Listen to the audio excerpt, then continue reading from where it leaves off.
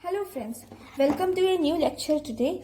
In this, let us learn about the muscle occipitofrontalis. Okay, what does this occipitofrontalis do? See, this is the scalp, these are the two ears, and this is nose. Okay, occipitofrontalis has two bellies. So it has one occipital belly, second transverse belly. Occipital belly originates from the skin and subcutaneous tissue over the eyebrows. So if you even draw this view also, it becomes easier. Okay. Yeah. It will originate from the skin and subcutaneous tissue over the eyebrows and nose of the root of the nose. It originates from skin and subcutaneous tissue over the eyebrows and root of nose.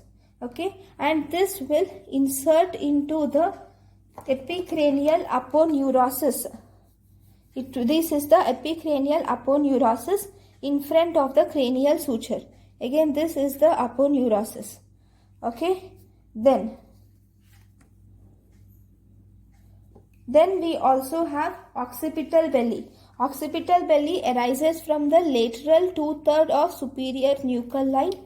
That is, if this is the back view, and this is the scalp, back view of scalp, and you have, this is the superior nuchal line. Then from the lateral 1/3 of superior nuchal line, not medial but lateral 2/3, lateral 2/3 of superior nuchal line, you have occipital belly. So this arises from lateral 2/3 of superior nuchal line, and this will combine with this aponeurosis. Okay, this will combine with this aponeurosis. So epicranial aponeurosis. Okay, now what about the nerve supply? The occipitofrontalis is supplied by temporal branch of facial nerve, whereas occipital frontalis in the frontal belly is supplied by facial nerve, temporal branch. Okay, temporal branch of facial nerve, seventh nerve, whereas the posterior belly is supplied by occipital belly is supplied by posterior auricular branch of facial nerve. Posterior auricular branch of facial nerve.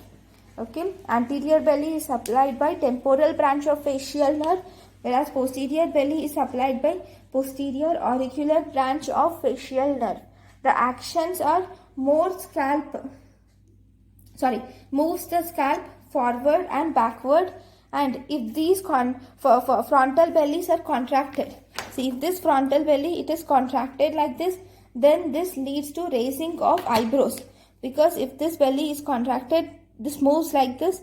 So as it is attached to the eyebrows are raised. Okay, contraction of frontal belly causes raising of eyebrows in surprise, whereas contraction of occipital belly produces, see, because if this is contracted, even this will lead to the production of transverse wrinkles. This is contracted, then will lead to the production of transverse wrinkles on the forehead. Okay, so this is about occipitofrontalis. Thank you guys for watching my lecture. Thank you.